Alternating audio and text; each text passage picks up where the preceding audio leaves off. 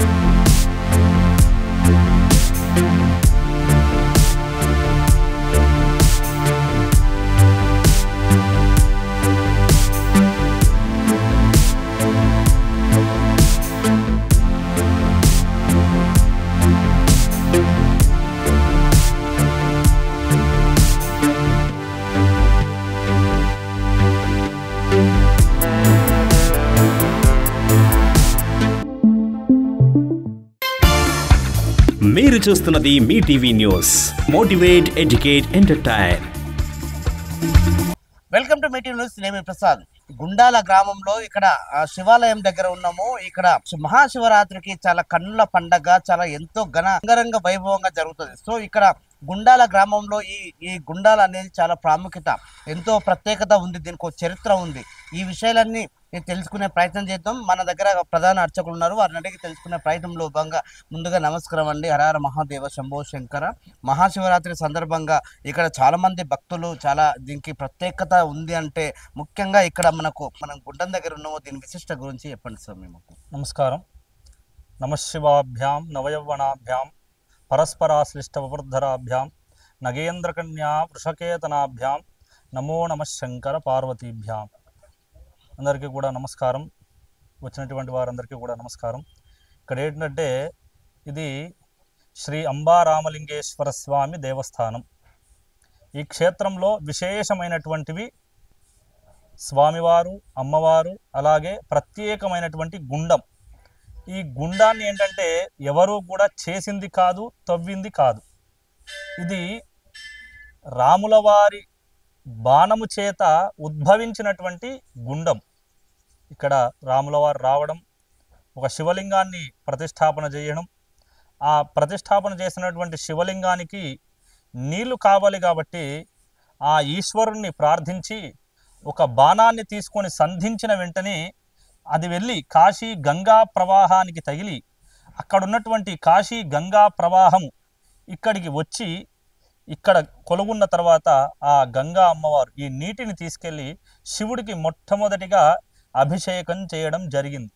అలాగే ఇది చాలా విశేషమైనటువంటి గుండము. ఇక్కడికి చాలామంది వారి యొక్క రోగాలు కానీ, దోషాలు కానీ ఏమైనా ఉంటే ఈ గుండంలో స్నానం చేసి స్వామివారికి అభిషేకం చేసుకుంటే అవన్నీ కూడా తొందరగా తొలగిపోతాయని భక్తుల యొక్క అపారమైనటువంటి నమ్మకం. అలాగే ఇంకా విశేషం ఏంటంటే ఇక్కడ ఈ గుండం యొక్క లోతు ఎవరికి కూడా ఇంతవరకు తెలియదు. చాలా ప్రయత్నాలు చేశారు, కానీ ఈ గుండం లోతు అనేది ఇంతవరకు కూడా తెలుసుకోకపోవడం జరిగినది. అందుకే చాలా విశేషమైనటువంటి గుండం.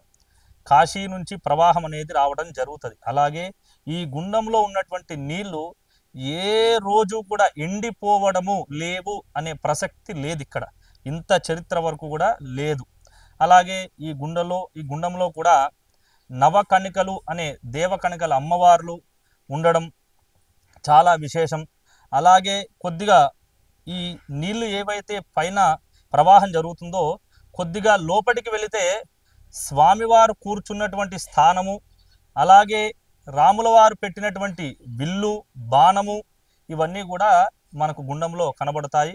ప్రస్తుతం నీటి ప్రవాహం ఎక్కువగా ఉన్నది, అందువల్ల ఇవన్నీ కూడా గుర్తులు కనబడలేకపోతున్నాయి. అలాగే ఇక్కడికి ఎవరైనా చాలా విశేషంగా ఈ గుండానికి పేరు సప్తగుండాలు, అంటే 7 చోట్ల ఆ బాణం తగులుతూ ఇక్కడికి వచ్చిందట, అందుకనే సప్తగుండాల కోనేరు అనే నామధేయం. అలాగే ఈ గ్రామానికి కూడా ఈ గుండం అనేది ఇక్కడ పుట్టింది కాబట్టి పుట్టుగుండాల అనే నామధేయం రావడం, కాలక్రమేణా అది గుండాలగా మారడం కూడా జరిగింది. ఈ ప్రాంత ప్రజలు ఎక్కువ కూడా మనకు కాశీతో పోల్స్తారు ఈ పుణ్యక్షేత్రం. అంటే ఆ పుణ్యక్షేత్రంతో పాటు కాశీకి అంత దూరం వెళ్ళలేక ఇక్కడే పుణ్యస్నానాలు ఆచరిస్తే కొన్ని వాళ్ళకి దోషాలు తొలగిపోతాయని ప్రధానంగా నమ్ముతూ వస్తారు. ప్రతి సంవత్సరం కూడా ఆశ్చర్యంగా నడుస్తుంది. అసలు వాళ్ళ భక్తులు ప్రధానంగా ఇది ఎన్ని సంవత్సరాలు, దీని చరిత్ర ఎట్లా ఉంటుంది, వాళ్ళకు నమ్మకానికి మీరు కొంచెం దాని గురించి విశ్లేషణ. ఇది ఏంటంటే సుమారుగా ఒక 500 సంవత్సరాల క్రితం ఇది అని మాత్రమే మనకు తెలిసినంత వరకు. దీని విశేషం ఏంటంటే రాముల వారి ఉన్నటువంటి కాలంలో ఈ గుండం అనేది ఉద్భవించడం అనేది జరిగింది. ఈ గుండంలో ప్రవహించేటువంటి నీళ్ళని కూడా తన బాణాన్ని సంధిస్తే ఆ ప్రవాహం ఇక్కడికి వచ్చింది కాబట్టి ఆ ఈశ్వరుణ్ణి ప్రార్థించగా ఆ ఈశ్వరుడు కాశీకి అనుసంధానం చేసి అక్కడ ఉన్నటువంటి ప్రవాహాన్ని ఇక్కడికి రావడం చేతనే ఇది కాశీ గంగా ప్రవాహం చేతనే ఈ గుండం అనేది కొలువై ఉన్నది.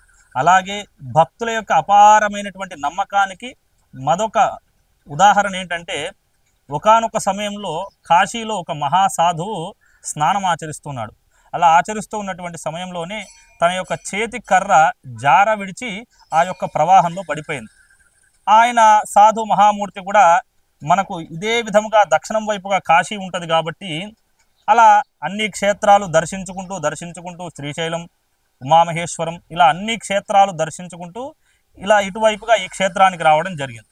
ఇక్కడికి వచ్చిన తర్వాత కొద్ది రోజులు గడిచిపోయిన తర్వాత మా పూర్వీకులు ఏం చేశారంటే మొట్టమొదటిగా ఈ గుండంలో నీళ్లు తీసుకెళ్లి శివుడికి అభిషేకం చేయడం జరుగుతుంది. అలాగే కాలక్రమేణా అభిషేకం చేద్దామని నీళ్లు తీసుకోవడానికి వస్తే అక్కడ తనకు ఒక బంగారు మెరుపులాగా ఒక కర్ర కనబడింది అనమాట. ఈ కర్ర ఏంటి ఇక్కడ ఉంది అని చెప్పి దీన్ని తీసుకెళ్లి దేవాలయంలో పెట్టడం జరిగింది. అది జరిగిన కొద్ది రోజుల తర్వాత ఆ సాధు మహామూర్తి క్షేత్రాలను దర్శించుకుంటూ మన క్షేత్రానికి రావడం జరిగింది. ఇక్కడ స్నానం చేయడం జరిగింది. లోపలికి వచ్చి చూస్తే తన యొక్క చేతిలో ఉన్నటువంటి కర్రని చూసి ఆశ్చర్యపోయినాడు. ఈ కర్ర ఎక్కడిది స్వామి అని మా వంశం పూర్వీకులను అడగగా వాళ్ళు ఏం చెప్పారు అనంటే ఇది నాకు గుండంలో దొరికింది, ఆ గుండంలోంచి తీసుకొచ్చి దేవాలయంలో పెట్టాను అని. అంటే ఇది ఎక్కడిదో తెలుసా స్వామి అంటే మాకు తెలియదు, గుండంలో మేము అభిషేకం చేద్దామని నీళ్లు తీసుకురావడానికి వెళ్తే అక్కడ కనబడింది అని చెప్పగా ఇది నేను కాశీలో జార విడిచినటువంటి కర్ర అని చెప్పి దాన్ని విప్పి కూడా చూయించాడనమాట. అప్పుడు ఆ రోజు నుండి మొదలుకొని ఇంకా ప్రత్యేకంగా భక్తులు భక్తి శ్రద్ధలతో నమ్మడం, ఇక్కడికి వచ్చి స్నానం చేస్తే ఇంతకుముందు చెప్పినట్టుగానే వారి యొక్క దోషాలు, వారి యొక్క రోగాలు ఏమైనా ఉంటే ఈ గుండంలో స్నానం చేసి శివుడికి అభిషేకం చేసుకుంటే అవన్నీ కూడా తొలగిపోతాయట. అలాగే ఇక్కడ ఏంటంటే సంతానం లేని వారు, వివాహం కాని వాళ్ళు, ఆలస్యంగా వివాహం ఉన్నవాళ్ళు ఎవరైనా ఈ గుండంలోకి వచ్చి స్నానం చేసి ఆ స్వామివారికి భక్తితో నీళ్లు తీసుకొని వెళ్ళి అభిషేకం చేస్తే ఆ యొక్క సంకల్పం కూడా తొందరగా కూడా నెరవేరుతుందని భక్తుల యొక్క అపారమైనటువంటి నమ్మకము. అటువంటి జరిగినటువంటి సంఘటనలు ఎన్నో అనంతం కూడా ఇక్కడ ఉన్నాయి. ప్రతి సంవత్సరం ఎంతమంది భక్తులు వచ్చి ఇక్కడ పుణ్యస్నానాలు ఆచరిస్తారు, ఇక్కడ దేవుని దర్శించుకుంటారు సుమారుగా? ఇక్కడ ఏంటంటే మాఘశుద్ధ త్రయోదశితోటి ఉత్సవాలు ప్రారంభం చేయడం జరుగుతాయి. శివరాత్రి మొదలుకొని 15 రోజుల పాటు ఉత్సవాలు అనేవి ఇక్కడ జరుగుతాయి. ఆ 15 రోజులలో సుమారు కొన్ని లక్షల మంది ఇక్కడికి వచ్చి స్నానాలు ఆచరించి శివుడికి అభిషేకాలు చేయడం, అత్యంత వైభవపేతంగా ఉత్సవాలన్నీ కూడా నిర్వహించడం కూడా జరుగుతుంది. అలాగే సంవత్సరం పాటు ప్రతిరోజు కూడా భక్తులు అధిక సంఖ్యలో వచ్చి స్నానాలు ఆచరించి ఆ స్వామివారికి కూడా అభిషేకం చేయడం జరుగుతుంది. రాబోయే శివరాత్రి సందర్భంగా ఏర్పాట్లు ఎలా జరుగుతున్నవి, అట్లాగే రాజకీయ నాయకులు కానీ విఐపీలు కానీ వచ్చే అవకాశం ఉంటుందా? ఇక్కడికి ఏంటంటే ప్రతి సంవత్సరం ప్రతి ఒక్కరిని కూడా ఆహ్వానిస్తూనే ఉంటాం. ఇది రాజకీయాలకు అతీతంగా వెలిసినటువంటి దేవాలయం కాబట్టి ఇక్కడ ఎటువంటివి అవి మామూలుగా అందరూ కూడా ప్రతి ఒక్కరికి విఐపీసీకి కానీ అందరికీ కూడా వారికి మన యొక్క పత్రికని అందజేయడం జరుగుతుంది. మన యొక్క స్థానిక శాసన సభ్యులు ఎమ్మెల్యే గారు కసిరెడ్డి నారాయణ రెడ్డి గారు వారందరూ కూడా రావడం జరుగుతుంది. అలాగే దేవాలయంలో ఏర్పాట్లన్నీ కూడా చాలా బ్రహ్మాండంగా జరుగుతూ ఉన్నాయి. అలాగే నూతనంగా ఏర్పడినటువంటి కమిటీ స్వామివారి యొక్క కార్యక్రమాలన్నీ కూడా అత్యంత వైభవపేతంగా జరుగుతున్నాయి. కొద్ది రోజుల క్రితమే ఇక్కడ సీసీ వేయడం జరిగింది. భక్తుల యొక్క పడుకోవడానికి వసతి లేనందువల్ల ఆ సీసీ రోడ్ వేసి అక్కడ వచ్చిన భక్తులందరికీ కొద్దిగా సేద తీరడానికి సీసీ వేయడం జరిగింది. నూతనంగా బాత్రూమ్స్ ఏర్పాటు చేయడం జరుగుతుంది. నూతనంగా చాలా దేవాలయాలలో భద్రత పరిపూర్ణత దృష్టితో పెట్టుకొని సీసీ కెమెరాలు కూడా ఏర్పాటు చేయడం జరుగుతూ ఉన్నది. ఇట్లా ఇంకా చాలా ముఖ్యమైనటువంటి విశేషాలు ఎన్నో ఉన్నాయి. ఈసారి ఆ భగవంతుడి యొక్క అనుగ్రహం చేత అన్ని చాలా తొందరగా పూర్తవుతూ ముందుకెళ్తున్నాయి. ఈ ప్రాంత ప్రజలకు కావచ్చు, భక్తులకు కావచ్చు, మీరు స్వామివారి తరపున ఏం చెప్పదలుచుకున్నారు? భక్తులు ప్రజలు అందరికీ ఒకటే. మన యొక్క శ్రీ అంబారామలింగేశ్వర స్వామి దేవస్థానానికి అత్యంత వైభవోపేతముగా చాలా నియమ నిష్టలతోటి జరిగేటువంటి 15 రోజుల ఉత్సవాలు చాలా వైభవంగా జరుగుతాయి. కాబట్టి ఇక్కడికి వచ్చే ప్రతి భక్తుడు స్వామివారికి వచ్చి ఇందులో స్నానం చేసి ఆ స్వామివారికి అభిషేకం చేసుకొని ప్రార్థిస్తే ఆ భగవంతుడు ప్రతి ఒక్క సంకల్పము నెరవేరుస్తారు. వారందరికీ కూడా సకల ఐశ్వర్యాలు కూడా కలుగజేరుతాయి. తప్పకుండా ప్రతి ఒక్క భక్తులు స్వామివారిని వచ్చి దర్శనం చేసుకోండి. స్వామివారి యొక్క అనుగ్రహం తప్పకుండా పొందుతారు. ఇక్కడ మనం ఈ గుండం చూస్తే దీని అంటే కొంచెం ఇక్కడ నుంచి మనం చాలా పైన ఉన్నాయి నీళ్లు. దాదాపు 366 రోజులు సంవత్సరం మొత్తం మీద కూడా ఈ గుండం ఏర్పడదని, ఎండిపోదని ఇక్కడ స్వామివారు చెప్తా ఉన్నారు పంతులు గారు.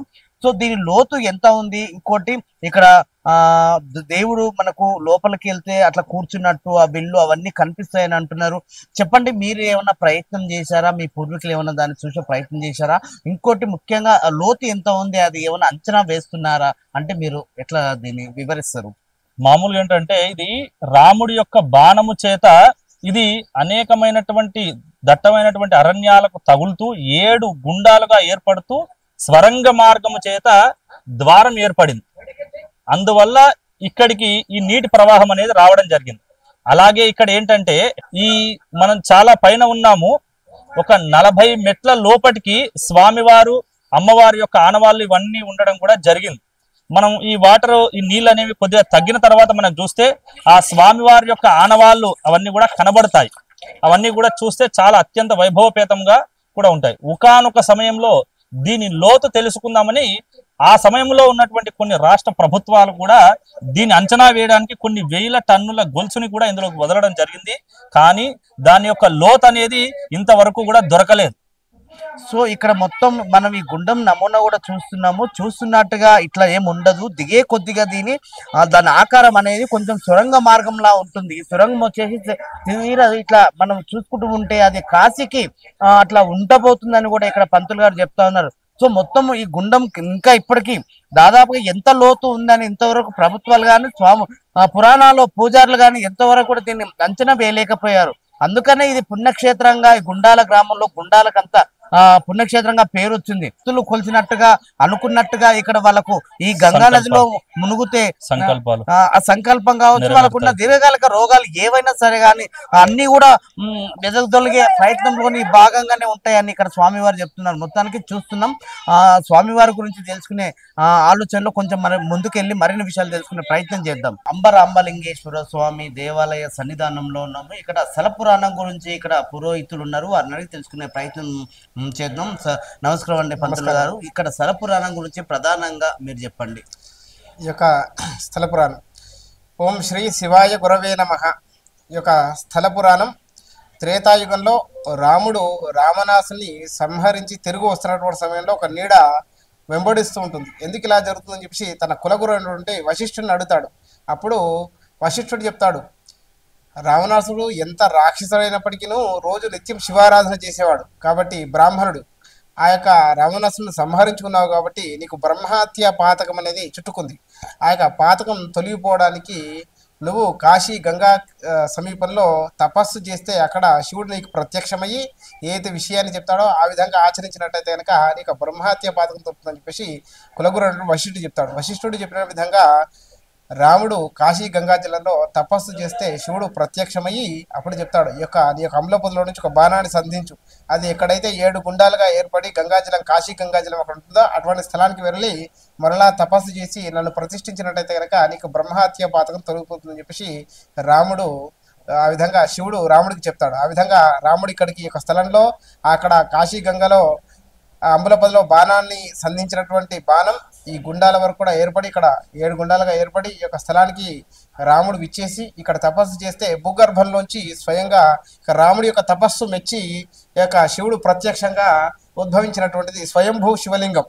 ఇక శివలింగాన్ని రాముడు ప్రతిష్ఠించాడు. ఆ కాశీ గంగాజలం చేత ఏర్పడే 7 గుండాలుగా ఉన్నటువంటి గంగాజలం చేత ఆ గంగాజలంతో అభిషేకించాడు.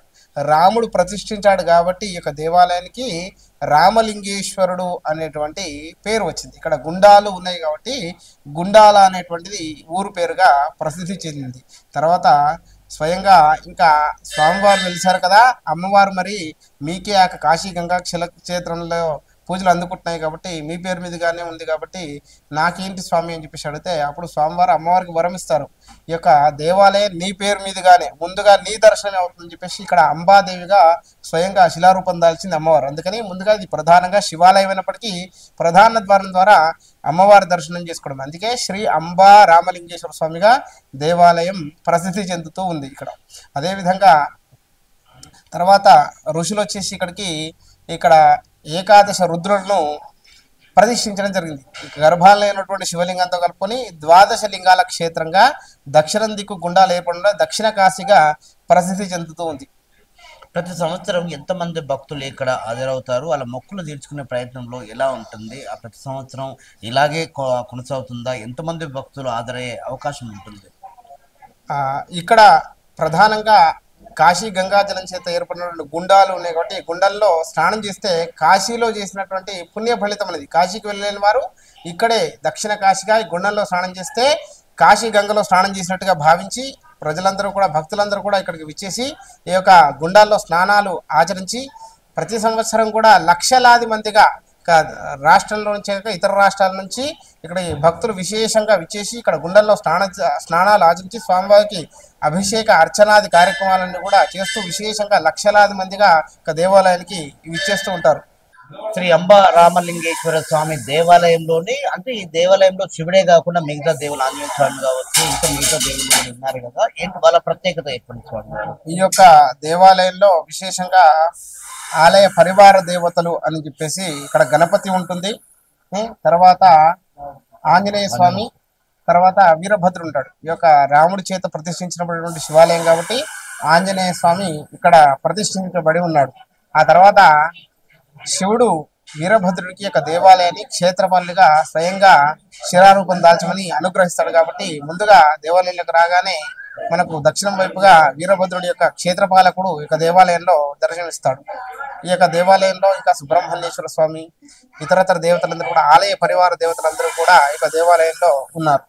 మహాశివరాత్రికే కాకుండా మిగతా రోజులు కూడా భక్తులు ఇక్కడ వాళ్ళ ఒక దేవుడికి అది కోరికలు తీర్చుకునే ప్రయత్నంలో ఇక్కడికి హాజరవుతూ ఉంటారు. శివరాత్రికే కాకుండా ప్రత్యేకంగా ప్రతిరోజు కూడా ఇక దేవాలయానికి విచ్చేస్తూ ఉంటారు. ఇక్కడ విశేషంగా ఏంటంటే ఇక గతించిన వాళ్ళ యొక్క వారి యొక్క కుటుంబ సభ్యులు ఇక్కడికి రావడం, ఇందులో స్నానం చేస్తే కాశీలో స్నానం చేసినట్టుగా భావించి ఇక్కడికి వచ్చేసి ఇక్కడ స్నానమాచరించి ఇక్కడే రాత్రి నిద్ర చేయడం అనేది ఇక్కడ ఎప్పటి నుంచి పురాతన నుంచి జరుగుతున్నటువంటి ఈ యొక్క స్థల పురాణంలో భాగంగా ఇక్కడ చేసినట్టయితే కాశీలో చేసినటువంటి పుణ్యఫలితం వస్తుంది. పెద్దవాళ్ళు గతించిన వాళ్ళందరూ కూడా ఇక్కడికి వచ్చి నిద్ర చేస్తూ ఉంటారు. ఈ రేపు వచ్చే మహాశివరాత్రికి ఎన్ని రోజులు ఈ కార్యక్రమాలు జరుగుతాయి? భక్తులు ఇక్కడ వచ్చి నిద్రలు చేసే ఆచారం కూడా ఉంది అంటున్నారు కదా, ఎలా ఉండబోతుంది?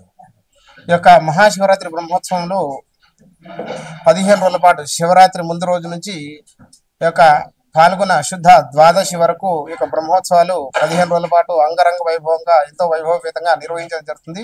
శివరాత్రి రోజున స్వామివారికి ముందు రోజు యొక్క యాగశాల కార్యక్రమాలు, పాంచానిక దీక్షతో యాగశాల కార్యక్రమాలు, రుద్ర హవనములు, ఆవాహిత దేవత హవనములు, వాస్తు మండపారాధన, ఈ విధంగా వాస్తు బలి విశేషమైనటువంటి కార్యక్రమాలు 5 రోజులతో పూర్ణావతి కార్యక్రమంతో యాగశాల కార్యక్రమాలు కూడా పూర్తి అయిపోతాయి. శివరాత్రి రోజున స్వామివారికి మహాన్యాసపూర్వక ఏకాదశి రుద్రాభిషేకం, భక్తులందరి చేత కూడా అభిషేకాలు, అర్చనాది కార్యక్రమాలను కూడా నిర్వహించడం జరుగుతుంది. శివరాత్రి రోజున విశేషంగా రాత్రి 10 గంటలకు స్వామివారికి కళ్యాణోత్సవం నిర్వహించడం జరుగుతుంది. పాల్గొన శుద్ధ తదియ రోజున చిన్న రథోత్సవం, పాల్గొన శుద్ధ పంచమి రోజున పెద్ద రథోత్సవం జరుగుతుంది. భక్త మహాశయులకు మహాశివరాత్రి శుభాకాంక్షలు. ఈ యొక్క దేవాలయం నాగర్ కర్నూలు జిల్లా వెల్దండ మండలం గుండాల గ్రామంలో శ్రీ అంబారామలింగేశ్వర స్వామి దేవస్థానం వేంచేసి ఉన్నది. ఈ యొక్క దేవాలయానికి ప్రధానంగా హైదరాబాద్ నుంచి శ్రీశైలం వెళ్ళే ప్రధాన రహదారి పైన వెల్దండ అనే గ్రామం నుంచి తూర్పు దిశగా 4 కిలోమీటర్ల దూరంలో ఈ యొక్క గుండాల గ్రామం ఉంటుంది. ఈ యొక్క గ్రామంలో శ్రీ అంబారామ స్వామి ప్రసిద్ధిగాంచినటువంటి పురాతన శైవ క్షేత్రం ఈ యొక్క శివాలయం.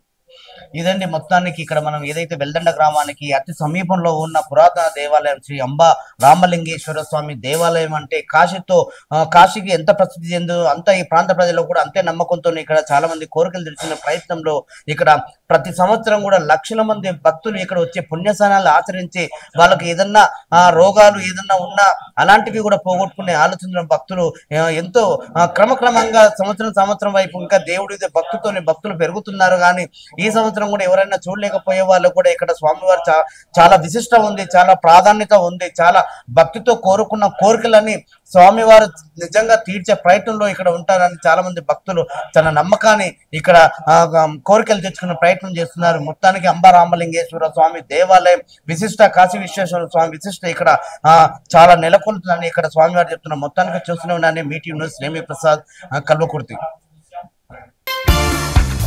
మీరు చూస్తున్నది మీ TV news. Motivate, educate, entertain.